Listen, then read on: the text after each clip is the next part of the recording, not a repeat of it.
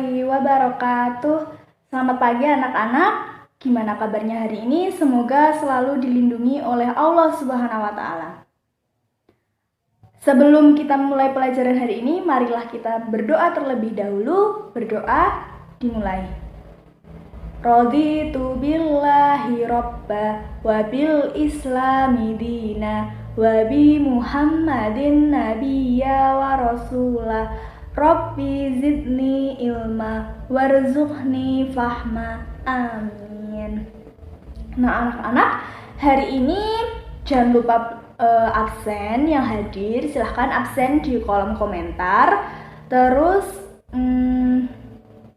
hari ini kita akan mempelajari tentang bagaimana proses lahirnya Daulah Syafawi. Bagaimana proses kelahiran Daulah Syafawi itu sendiri. Marilah kita mempelajari, harap diperhatikan dengan sungguh-sungguh pelajaran hari ini. Nah, kita akan belajar tentang sejarah lahirnya Daulah Syafawi. Daulah Syafawi di Persia ini baru lahir ketika Daulah Turki Utsmani berada pada puncak kejayaannya.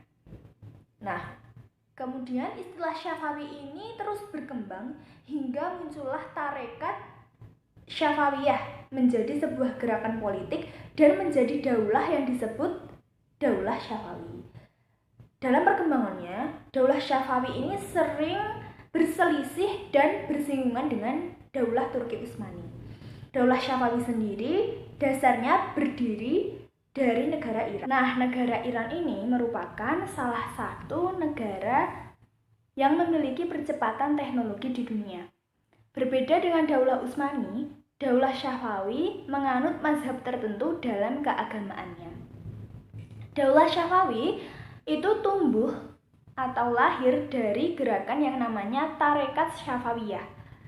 Nah, Tarekat Syafawiyah ini muncul di daerah Ardabil, kota Azerbaijan. Nah, anak-anak, nama tarekat ini sendiri berasal dari nama pendirinya, yaitu Safi al-Din. Beliau merupakan keturunan dari Musa al-Kazim.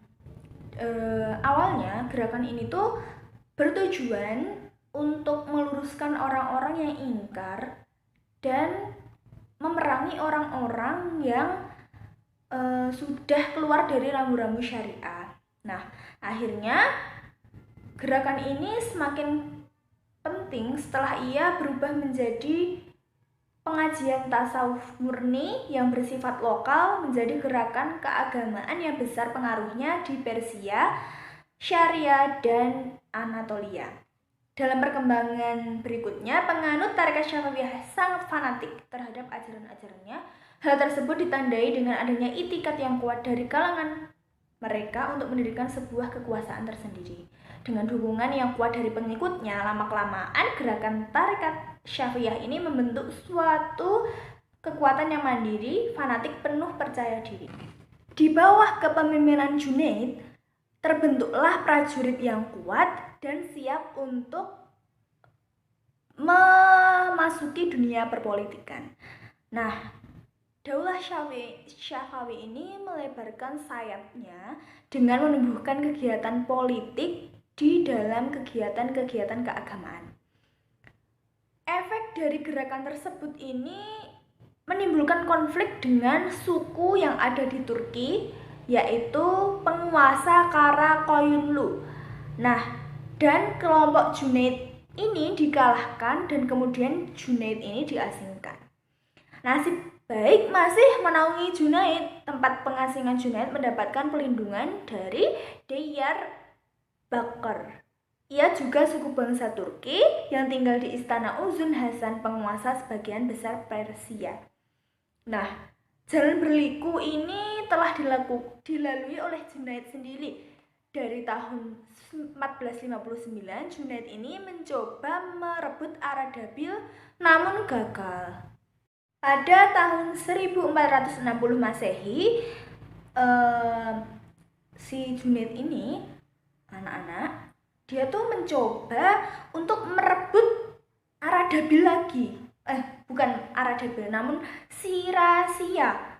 Namun ia dihadang oleh tentara Sirawan, kemudian ia terbunuh dalam peristiwa tersebut. Nah, kemudian kepemimpinan Junaid ini dilanjutkan oleh putranya yang bernama Haidar. Kemudian Haidar ini menikah dengan cucunya Uzun Hasan, yang tadi loh, yang suku yang telah menyelamatkan Junaid yang diasingkan tadi di wilayah itu. Dia menikah dengan cucu Uzun Hasan. Dari pernikahannya ini kemudian lahirlah Ismail, yang nantinya Ismail ini akan menjadi pendiri dari Daulah Syafawi di Persia ini. Gerakan Haidar ini yang memimpin militer Syafawi menjadikan sebagai rival politiknya Akonyulu yang dapat dikalahkan pada tahun 1476 Masehi. Sirasia dapat dikuasai, namun Akonyulu sendiri mengirimkan bantuan militer kepada Sirawan. Akhirnya pasukan Haidar ini dapat dikalahkan dan Haidar akhirnya terbunuh. Kemudian setelah Haidar ini terbunuh, putranya yang bernama Ali itu didesak oleh bala tentaranya untuk menuntut balas atas kematian ayahnya, terutama terhadap Akonyulu. Akan tetapi Yakub, pemimpin dari para Konyulu, menangkap dan memenjarakan Ali bersama saudaranya, yaitu Ibrahim, Ismail, dan ibunya di Fars pada tahun 1489 sampai dengan 1493 Masehi. Mereka kemudian dibebaskan oleh Rustam, putra mahkota Al-Konyulu, dengan syarat mau membantunya memerangi saudara sepupunya. Setelah dikalahkan, Ali bersaudara kembali ke Aradabil.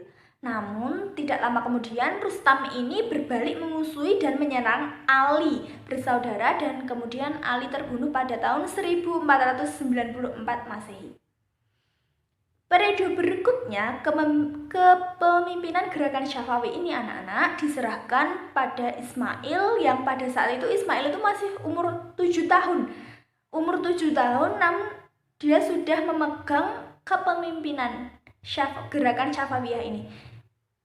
Nah, dalam kurun waktu 5 tahun, Ismail beserta pasukannya ini bermarkaskan di Gilan untuk menyusun pasukan dan kekuatan. Pasukan yang dipersiapkan Ismail ini diberi nama Kizilbas atau yang bahasa Indonesianya itu Baret Merah.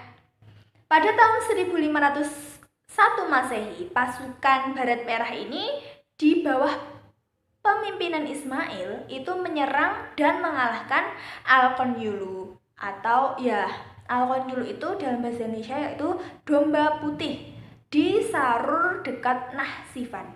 Kemudian Kizilbas ini terus berusaha memasuki dan menaklukkan Tarbis.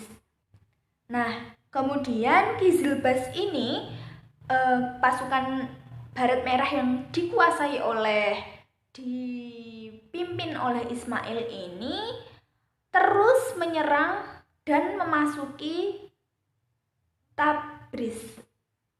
Tabriz ini sebuah kota, dan kemudian pasukan Baret Merah ini berhasil menaklukkan dan memproklamirkan Ismail sebagai khalifah pertama Daulah Syafawi. Ismail ini memimpin Daulah Syafawi kurang lebih 23 tahun, yaitu antara 1501 sampai dengan 1524 Masehi anak-anak.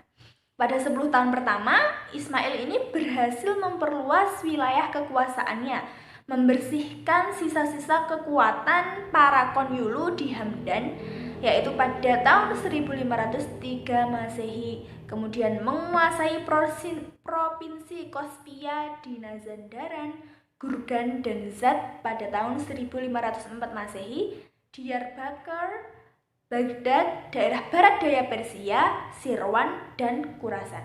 Hanya dalam waktu 10 tahun, Ismail ini terus menguasai seluruh Persia dan bagian timur bulan Sabit Subur atau Fertile Crescent.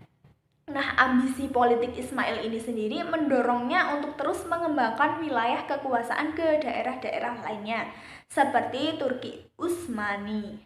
Nah, Ismail berusaha mengekspansi wilayah Daulah Utsmani pada tahun 1514 Masehi. Tetapi dalam usaha pertama ini Ismail mengalami kekalahan. Justru Turki Utsmanilah yang yang dipimpin oleh Sultan Salim dapat mengalahkan Ismail. Justru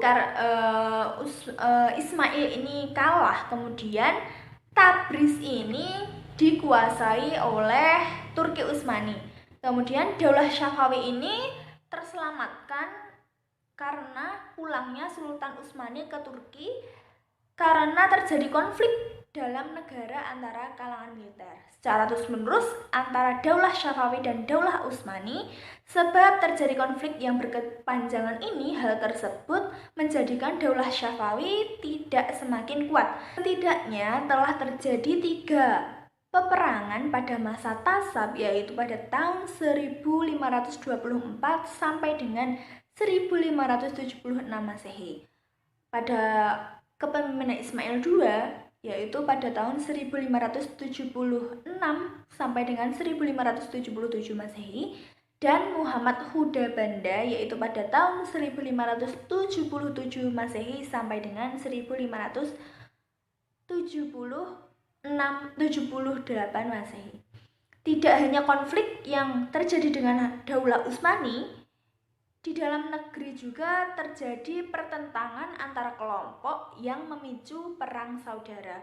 Nah, kemudian sudah tamatlah riwayat Daulah Syafawi ini. Nah, anak-anak, bagaimana pelajaran hari ini? Apakah semuanya paham?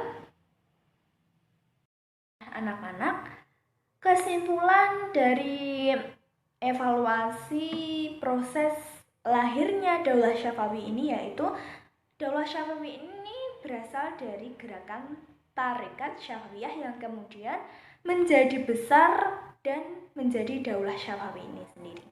Nah, anak-anak, silahkan dikerjakan tugas individu halaman 81 di buku paket kalian masing-masing. Kemudian nanti diserahkan, dikumpulkan di WA Ibu, kemudian dikerjakan sendiri-sendiri ya, jangan sampai tirunan sama temannya.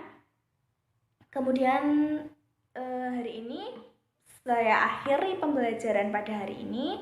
Semoga pada pembelajaran hari ini anak-anak paham, dan apabila belum paham silahkan ditanyakan di kolom komentar atau WA grup.